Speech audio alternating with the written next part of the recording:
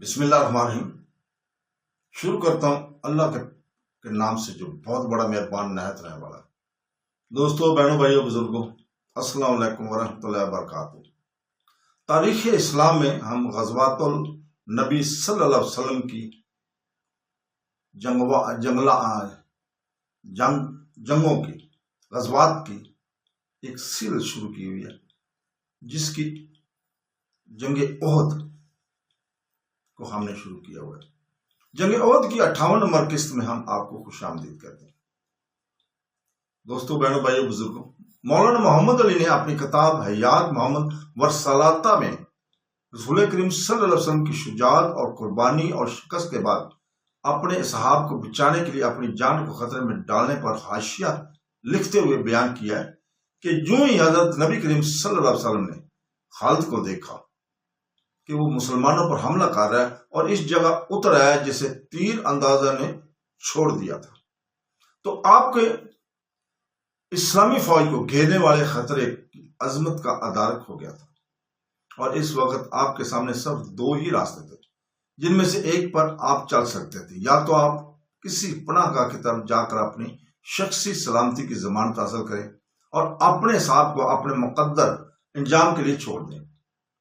اور یا اپنی جان کو خطرے میں ڈال کر انہیں آواز دیں تاکہ انہیں خطرے سے بچائیں۔ آپ نے دوسرے راستے کو اختیار کیا، حالانکہ اس میں ایسی جان بازی تھی جس میں آپ کی زندگی کو خطرہ تھا، اور جب آپ نے ان کی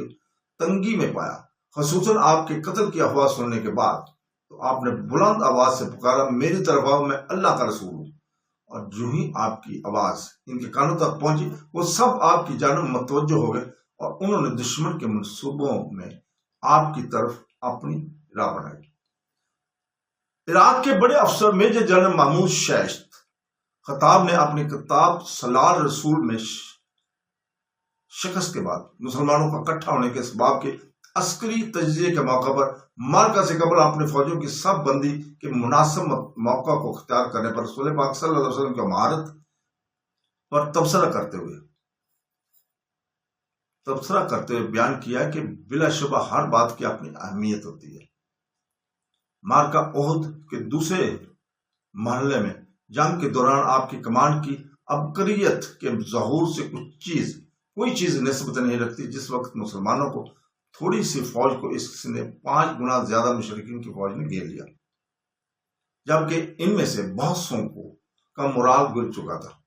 پھر جب میدان کارزار میں رسول پاک صلی اللہ علیہ وسلم کے قتل کی خبر مشہور ہوئی، تو انہوں نے میدان کارزار سے دور جا کر پہاڑوں میں پناہ لی، اور رسول کریم صلی اللہ علیہ وسلم کے ساتھ مسلمانوں کی چھوٹی سی جماعت رہ گئی تھی۔ پھر جنرل خطاب نے بیان کیا ہے کہ رسول پاک صلی اللہ علیہ وسلم نے مسلمانوں کی نسبت سے انجام کے لحاظ سے اس نازک موقف میں، اور مشرکین کی نسبت سے انجام کے لحاظ سے موافق موقف میں انتہائی مایوس کن مارکا میں اپنے اصحاب پر قابو رکھنے کی استطاعت پائی، اور باقی مسلمانوں کو اپنے سے برتر اور گھراؤ کرنے والی افواج کے درمیان اپنا راستہ بنانے کے لیے کمان کرتے رہے۔ پھر آپ ایک بلند جگہ پر اتر کر اپنی باقی افواج کو دوبارہ تنظیم کرنے لگے، ان کا مورال ان کی طرف واپس کرنے لگے، اور ان کے ذریعے مشرکین کے شدید حملوں کو روکنے لگے، اور سخت تباہ کن شکست فتح میں بدلنے لگی۔ اور اس لیے کہ آپ نے قریش کو مسلمانوں کے حتمی تباہی کے بعد ان کے تباہ کرنے سے مایوس کر دیا، پھر آپ نے انہیں مسلمانوں کی تباہی سے مایوس ہونے کے بعد میدان کارزار سے ریٹائرمنٹ پر مجبور کر دیا۔ اسی طرح دقیق اور محفوظ منصوبہ بندی میں رسول پاک صلی اللہ علیہ وسلم کی مہارت اور تجربہ کاری اور جنگ کو چلانے میں مواقع کے انتخاب کا بھی مسلمانوں کو اس تباہی سے بچانے میں بڑا اثر ہے، جو ان کو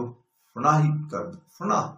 کر دینے والی تھی۔ رسول پاک صلی اللہ علیہ وسلم اپنی فوج کے ساتھ مدینہ سے مکی فوج کے ساتھ جنگ کرنے کو گئے، اور یہ بات ذہن کی طرف متبادر ہوتی ہے کہ فوجی نقطہ نگاہ سے اگر رسول پاک صلی اللہ علیہ وسلم مشرکین سے جنگ کرتے اور آپ کی پشت مدینہ کی طرف ہوتی، تو جب آپ کی فوج کو شکست کا سامنا کرنا پڑتا تو آپ کے لیے اس کی طرف واپس آنا اور اس میں پناہ لینا آسان ہوتا۔ لیکن واقعات نے اس بات کی تائید کی ہے کہ جس جگہ پر رسول پاک صلی اللہ علیہ وسلم نے اپنی فوج کے ساتھ پڑاؤ کیا تھا، وہ مسلمانوں کے لیے اپنے دشمن کے ساتھ جنگ کرنے کے لیے بہتر جگہ تھی۔ حضرت نبی کریم صلی اللہ علیہ وسلم اپنے فوج کے ساتھ احد کے درے کے دہانے پر پڑاؤ کرنے کے لیے مشرکین سے آگے بڑھ گئے، اور آپ نے مدینہ کے قریب وسیع میدان کی نسبت جو احد اور مدینہ کے درمیان واقع ہے، مدینہ سے دور اس بیت منطقہ میں دشمن سے جنگ کرنے کو ترجیح دی، جس کے کئی بڑے اسباب ہیں، جن میں سے اہم یہ ہیں: مسلمانوں کی فوج چھوٹی سی فوج تھی، مشرکین کی فوج کی نسبت سے جو اس سے 4 گنا زیادہ تھی، اور اگر رسول کریم صلی اللہ علیہ وسلم ان وسیع میدانوں میں اس چھوٹی سی فوج کے ساتھ پڑاؤ کرتے جہاں نہ ٹیلے ہیں نہ پہاڑ ہیں، تو ابو سفیان کی بڑی فوج کے لیے تمام جہاد سے اس کا گھراؤ کرنا آسان ہوتا، خصوصاً اس لیے کہ مکی فوج تعداد اور سامان میں زبردست برتری کے علاوہ مدنی فوج پر سواروں کی متعدد فوج سے بھی برتری رکھتی تھی، جس کی کمان ماہر ترین سلار اور جنگ کے اسالیب کے ماہرین کر رہے تھے، جس کی اہم کارروائیوں سے گھیراؤ اور تعاقب کرنا ہے، اور بڑی فوج کا مارکا سے قبل یا بعد چٹیل زمین میں چھوٹی فوج کا گھیراؤ کرنا گھری ہوئی فوج کی تباہ کرنے اور اسے تابعداری اختیار کرنے پر مجبور کرنے کے اہم اسباب میں سے ایک ہے، اور یہ بات اللہ بہتر جانتا ہے۔ اور ہم اسباب میں سے جسے رسول کریم صلی اللہ علیہ وسلم نے ایک ذمہ دار فوجی سالار کی طرح احد کے درے کی اس بلند جگہ کو اپنی فوج کے ساتھ پڑاؤ کرنے کے لیے منتخب کیا، جس میں پڑاؤ کرنے نے مارکا کے آغاز میں آپ کی فوج کو گھراؤ کے خطرے سے بچا لیا، اور شکست کے بعد جب اس کی اکثریت گھراؤ میں آ گئی تھی، اس کے بچانے میں سہولت پیدا کرنے میں پارٹ ادا کیا، اس لیے کہ حضور پاک صلی اللہ علیہ وسلم احد کے راستے میں پڑاؤ کرنے سے ایک مضبوط مرکب پر قابض ہو گئے تھے، جہاں مسلمان فوج کا ایک ایسی جگہ پر تھی جسے جبل احد کی پہاڑیاں اور بلند جگہیں گھیرے ہوئے تھی، اور مشرکین کے سامنے صرف درے کا دہانہ تھا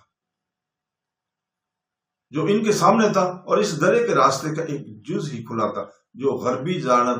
مسلمانوں کے پڑاؤ کے دائیں ہاتھ واقع تھا، اور یہی وہ راستہ تھا جہاں رسول پاک صلی اللہ علیہ وسلم نے تیر اندازوں کو پہاڑ میں مشرکین کے سواروں کو گھسنے سے روکنے کے لیے مقرر کیا ہوتا، اور اسی طرح انہیں وادی کے اس گاؤں سے روکا جو جبل المرات کے اور احد کے راستے کے درمیان واقع تھا، جسے مسلمانوں نے مارکا کے پہلے مرحلے میں جب انہوں نے مشرکین کو شکست دی اپنی پیٹھ کے پیچھے چھوڑ دیا تھا۔ بس حضرت خالد بن ولید پہاڑ سے تیر اندازوں ہٹ جانے کے بعد اس میں گھس گئے تھے، پھر آپ نے مسلمانوں کو اپنے پڑاؤ سے ہٹ جانے کے بعد جبکہ وہ اپنے پڑاؤ سے دور ہو گئے تھے اور مشرکین کے پڑاؤ پر قابض ہو گئے تھے، پیچھے سے ضرب لگائی۔ اس طرح سلال عظیم رسول پاک صلی اللہ علیہ وسلم کا منصوبہ درے میں اس جگہ کو انتخاب کرنے سے شاندار حکمانہ فوجی منصوبہ بن گیا، جس کے مطابق رسول پاک صلی اللہ علیہ وسلم نے اپنی فوج کو ایک مضبوط مرکز میں رکھا جو قلعہ کی مانند تھا، اور اس کا صرف ایک ہی دروازہ تھا جس پر ساری مدنی فوج کھڑی ہوئی تھی۔ اسی طرح درے کے بلند مقام پر مسلمانوں کے پڑاؤ کرنے سے مشرکین کی تمام فوج ان کے سامنے تھی، اور اس کی ہر کارروائی کو معلوم کر لیتے تھے کیونکہ وہ ان کے نیچے وسیع میدان میں کھلی پڑی ہوئی تھی، اور اسلامی فوج کا مقام درے میں اس کے الٹ تھا۔ مکی فوج کے قائدین اس کو معلوم کرنے کی سخت نہ رکھتے تھے جو اس کے فوج کے اندر ہو رہا تھا۔ اسی طرح حضور پاک صلی اللہ علیہ وسلم نے درے میں اپنی فوج کے پڑاؤ کو منتخب کرنے سے مشرکین کو مجبور کر دیا کہ وہ جنگ کو اس جگہ قبول کریں جس کی بجائے وہ دوسری جگہ جنگ کرنا چاہتے تھے۔ اس بات نے ان کو جلد شکست دینے میں پارٹ ادا کیا، اور اس لیے کہ جبل احد کی ترائیوں کے نزدیک قریش کی جنگ کو قبول کرنے نے ان کے سواروں کی کارروائیوں خصوصاً مارکا کے آغاز میں تقریباً مفلوج کر کے رکھ دیا تھا، اس لیے کہ سوار ارادے کے مطابق اس میں اپنی فوجی کارروائیاں نہیں کر سکتے تھے۔ ہاں، وہاں ایک وسیع جگہ تھی جس میں ان کے گھوڑے پوری آزادی کے ساتھ دوڑ سکتے تھے، اور جب پہاڑ کی ترائیوں میں انہوں نے مسلمانوں کے ساتھ مارکا کیا تو یہ جگہ ان کے لیے کافی نہ ہوئی، اور قریش کی سوار اپنی مرضی کے مطابق اس اپنی مہم میں کامیاب نہ ہوئے۔ ہاں، جب مسلمان جبل احد کی ترائیوں سے جب انہوں نے مکی فوج کو شکست دی اور دور ہو گئے اور تیر اندازوں نے غلطی کی اور پہاڑ میں اپنی جگہوں سے ہٹ گئے تو انہوں نے اسلامی فوج کے پچھلے حصے کو ننگا کر دیا۔ تو دوستو یہیں پہ رکتے ہیں ہم، کل ہم یہیں سے شروع کریں گے۔ اللہ حافظ۔